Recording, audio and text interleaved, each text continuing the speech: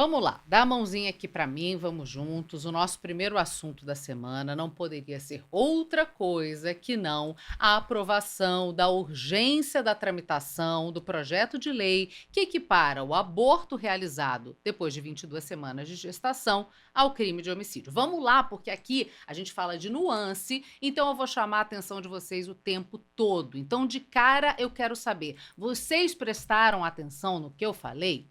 O que foi aprovado nesta semana não foi a lei, foi a urgência para a tramitação dessa lei. Essa já é a primeira coisa que você tem que ter em mente para conseguir fazer um debate aí coerente com a realidade sobre esse assunto. O assunto é complexo, sim, gente, mas você tem que ter em mente que por trás desse assunto complexo existe muito menos a vontade de discutir o que importa e muito mais uma medição de força política. É sobre isso. Mas a gente vai por partes e vamos começar vendo como é que foi o momento da votação da urgência do projeto. Vamos lá.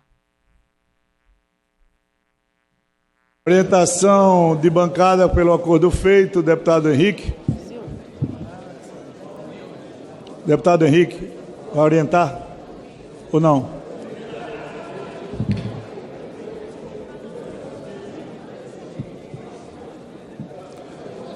Em votação, aqueles que aprovam a urgência permaneçam como se acham aprovada. PCdoB contra, presidente. Ok.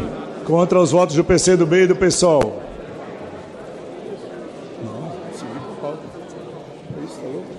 Tem aí o negócio do esquema da escola. Presidente.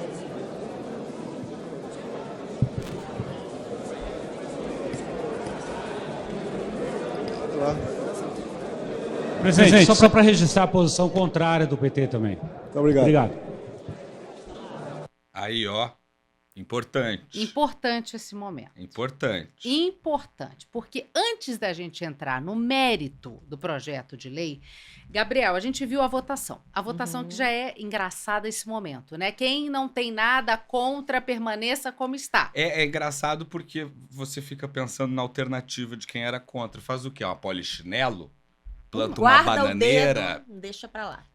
Como é que faz? Não dá nem tempo de quem Não quer ser isso. contra ser contra. Exatamente. Né? Tanto que os partidos que se dizem contra só dizem que são contra depois da votação aprovada. Apesar de antes ele falar assim, querem falar... Fulano tem orientação. Tem orientação de bancada? Todo mundo quieto...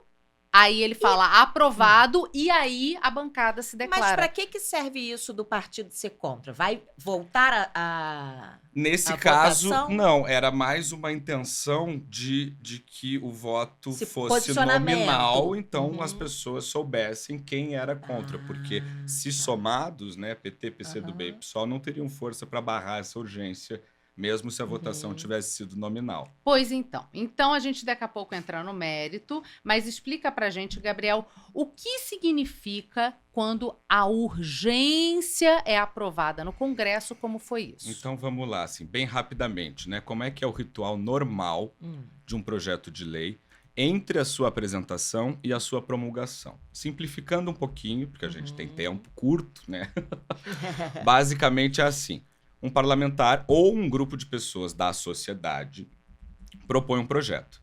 Aí esse projeto vai ser analisado pelas comissões permanentes da Casa, que são aquelas comissões temáticas que analisam o mérito do projeto de lei, como a Comissão da Educação, a Comissão das Relações Exteriores, a Comissão Financeira, a Comissão de Saúde. Depois dessas análises, o projeto passa, então, pela comissão mais importante de todas as comissões legislativas, que é a CCJ, Comissão de Constituição e Justiça, que vai avaliar se o projeto é constitucional ou não, né? Se ele respeita a nossa Constituição. Eu preciso que você pare agora o que você está fazendo e registre essas informações que eu passei até aqui, porque já já elas vão ser muito importantes, tá? Então a gente tem um projeto de lei. Agora ele vai para o plenário, né? Depois de aprovado na CCJ, no rito normal. Não, errado. Isso é um erro muito comum que as pessoas cometem. Um projeto de lei na Câmara só vai para o plenário se ele não for aprovado em todas as comissões por onde ele passar. Se ele for aprovado por umas e não por outras, daí sim ele vai para plenário.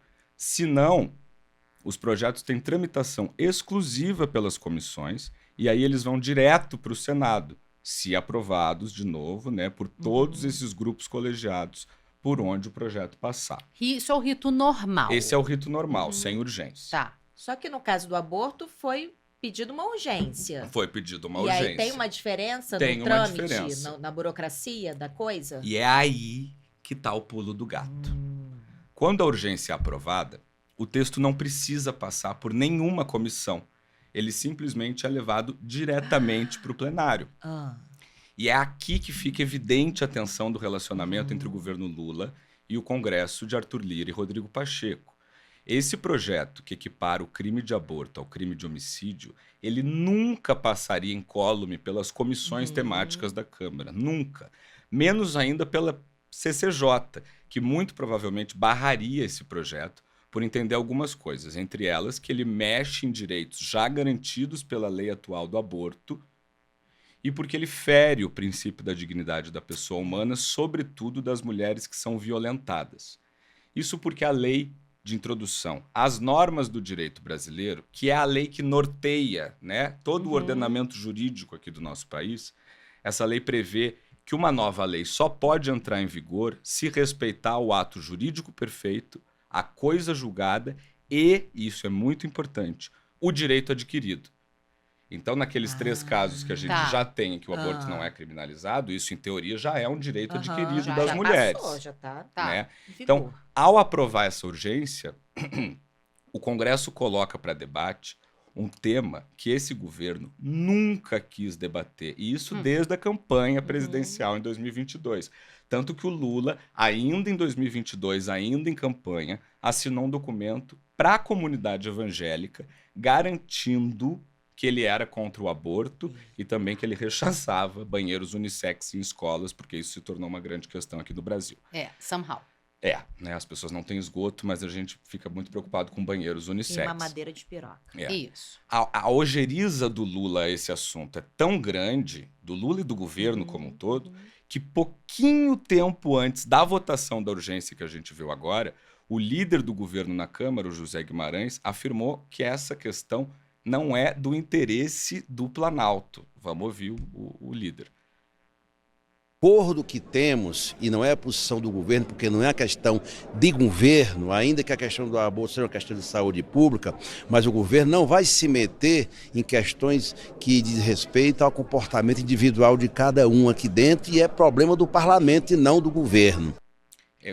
Esse conceito é muito interessante. O problema é do parlamento e não do governo. Povo, não. Não, e como se o governo não fizesse parte do parlamento, não tivesse que negociar com o parlamento para aprovar suas questões e rejeitar outras. Se a gente não estivesse discutindo isso justamente que o governo está brigando com o parlamento. É uma loucura, né? Então a gente já entendeu que existe um trâmite normal e esse trâmite normal não seria seguido, o trâmite comum, natural, se não tivesse sido aprovada a urgência. A urgência é aprovada para que o assunto não passe por nenhuma comissão e vá direto ao plenário da Câmara.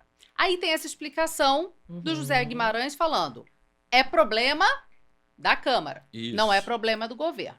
Depois dessa explicação e dessa fala, a gente fica se perguntando, então, qual foi a posição do governo nessa história toda? Porque ainda existe um governo, e o governo tem uma posição. E, ao que tudo indica, parece que muito confortável, com exceção, verdade seja dita, dos ministros Silvio Almeida e Cida Gonçalves, que se manifestaram com indignação e veementemente contra o projeto. Ele do ministro dos Direitos Humanos e ela da mulher, né? Exatamente.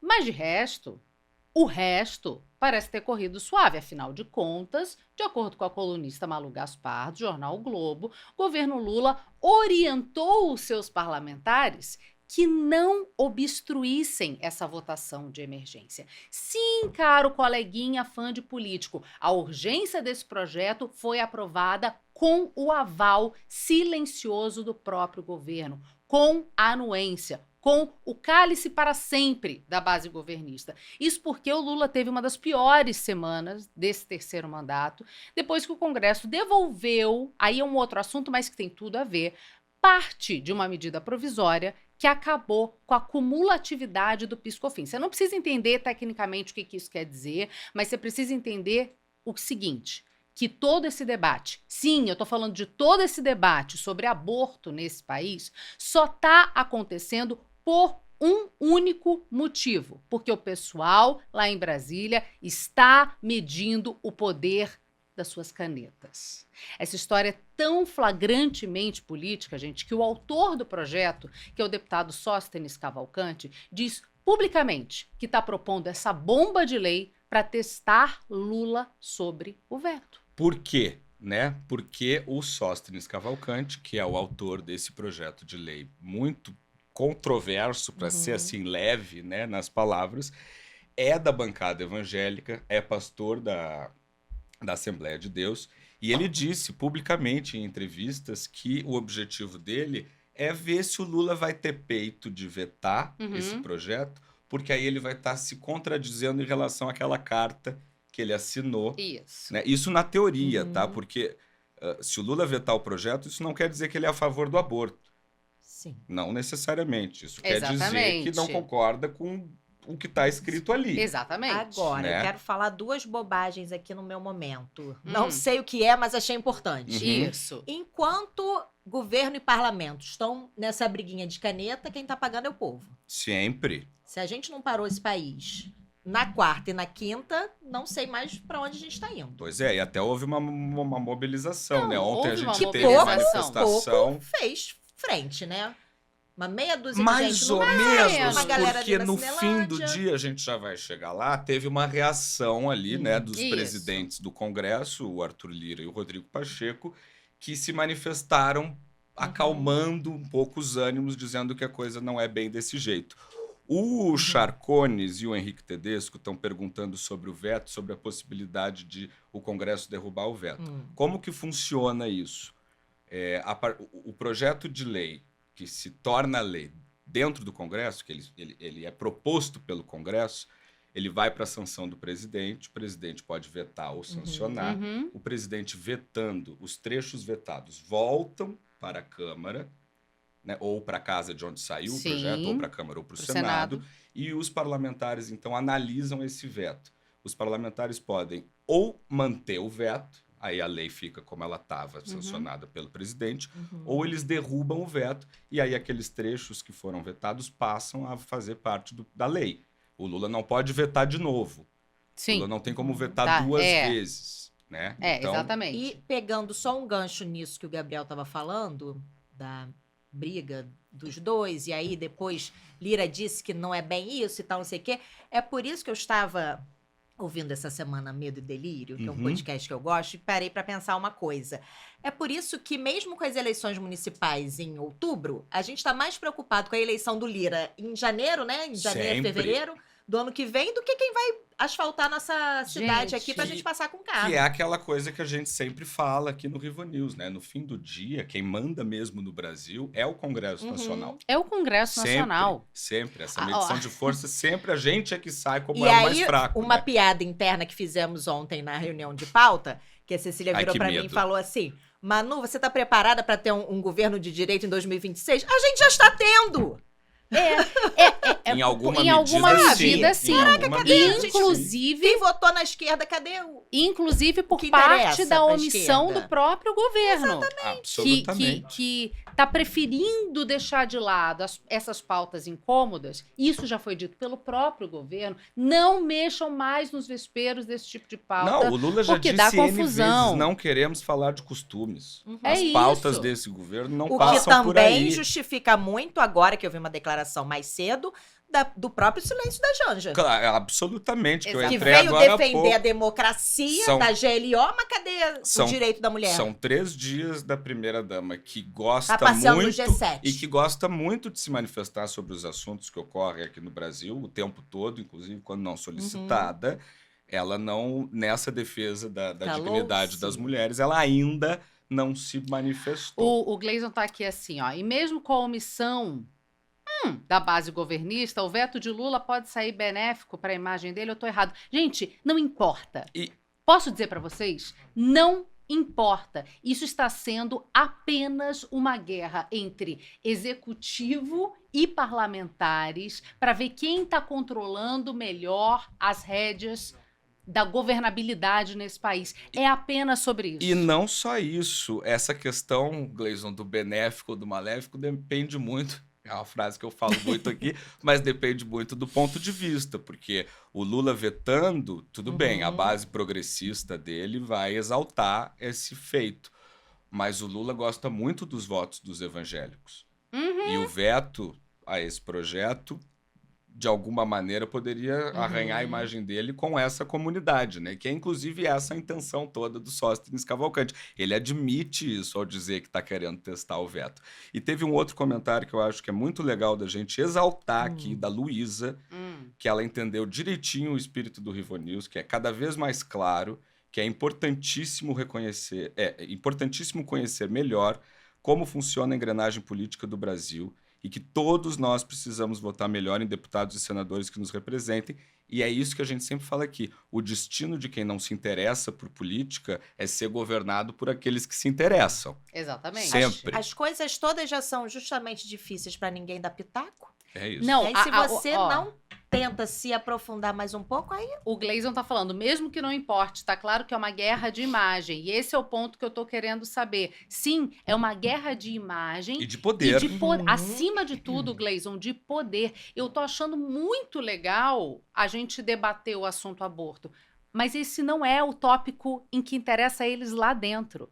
O que tá rolando é uma guerra séria de medição de poder. A gente teve um projeto, uma pauta econômica, que o Congresso não gostou, que mexeu num vespeiro que o Congresso não gostou, e por isso, para falar assim, vocês estão me provocando, o Lira pauta 2 assuntos, a gente já fala o segundo, além do aborto, para falar assim, vocês vão continuar botando medida provisória aí no esquema para me provocar. É isso mesmo? É sobre isso. Ninguém está preocupado. Se alguém tivesse preocupado com a questão do aborto no Brasil, isso estava sendo resolvido na base e não na ponta, porque na ponta já tem a decisão na Constituição. Mas vamos então falar do mérito. Vamos falar do mérito. O que diz a questão desse projeto de lei? Isso. Vai, Passada, Gabriel. né, a questão política, que é muito importante que vocês tenham em mente tudo isso que a Cecília acabou de falar várias vezes. Tem muito pouco a ver com aborto e muito mais a ver com política, com o jogo, com a roda da fortuna lá em Brasília. Mas agora falando especificamente sobre o projeto de lei que foi apresentado, tá? Basicamente, esse PL, ele adiciona parágrafos em 4 artigos do Código Penal brasileiro. São eles os artigos 124, 125, 126 e 128 que tratam do crime de aborto. O que dizem esses artigos hoje? Vamos lá, a gente vai fazer agora um comparativo, tá? Todos esses artigos estão dentro da parte ali do Código Penal que fala sobre os crimes contra a pessoa ou crimes contra a vida no Código Penal. Então vamos colocar na tela, por favor, como é o artigo 124 hoje e como ele vai ficar. Hoje, o artigo 124 determina que é crime o aborto provocado pela gestante ou por terceiros com o seu consentimento. Simples assim. É só isso que diz o artigo. A gente já vai falar das exceções que todos vocês já sabem que existem, são aqueles 3 casos, mas o artigo 124 fala isso. Tá? E aí como ficaria, você está vendo aí do lado direito da sua tela, como ficaria o artigo, então, caso esse projeto fosse aprovado, como ele foi proposto, tá? É crime provocar aborto em si mesma ou consentir a terceiros e, aí a parte que é acrescentada, quando houver viabilidade fetal, presumida em gestações acima de 22 semanas, as penas serão aplicadas conforme o delito de homicídio simples, que é de 6 a 20 anos de prisão. Além disso, também eles incluem ali um trecho que diz que o juiz poderá mitigar, quer dizer, diminuir a pena da mulher que aborta e do médico que faz o aborto, a depender das circunstâncias de cada caso. É vago. Como se já não houvesse circunstâncias. Como se já não houvesse as circunstâncias, né? Que já estão ali, não só... dadas constitucionalmente. Não, é isso. E que não só mitigam a pena, como eliminam a pena, né? Chama excludente de ilicitude essas exceções. Artigo 124 visto, vamos agora para o artigo 125 e 126. O que dizem esses 2 artigos hoje? são os artigos que falam sobre o crime de aborto provocado aí por terceiros, com e sem, que é uma coisa que eu descobri fazendo essa Mas pesquisa, existe, que existe, tem é. gente que faz aborto sem o consentimento da É muito gestante louco. também. É uma coisa doentia de enganar a amante de que vai fazer um procedimento estético e a mulher vai lá achando que vai fazer um peeling e sai abortada. É uma coisa, uma violência sem tamanho. Mas isso existe, isso está previsto no nosso Código Penal. Hoje, o artigo 125 diz que a pena para o crime de aborto cometido sem o consentimento da mãe é de reclusão de 3 a 10 anos de prisão. Já o provocado com o consentimento é de 1 a 4 anos. Como isso fica na nova lei? Basicamente, o artigo muda a pena para equiparar ambos esses crimes ao crime de homicídio simples, que é de 6 a 20 anos de prisão a pena. Então, bora agora para o último artigo, o 128, como ele é hoje. O artigo 128 hoje diz que não se pune aborto praticado por médico. Ponto. Com a nova lei, esse mesmo artigo teria ali o texto incluído, dizendo que não se pune o aborto praticado por médico, a não ser que o feto em questão tenha mais de 22 semanas. E aí, nesse caso, o médico será também acusado de homicídio simples. Tá.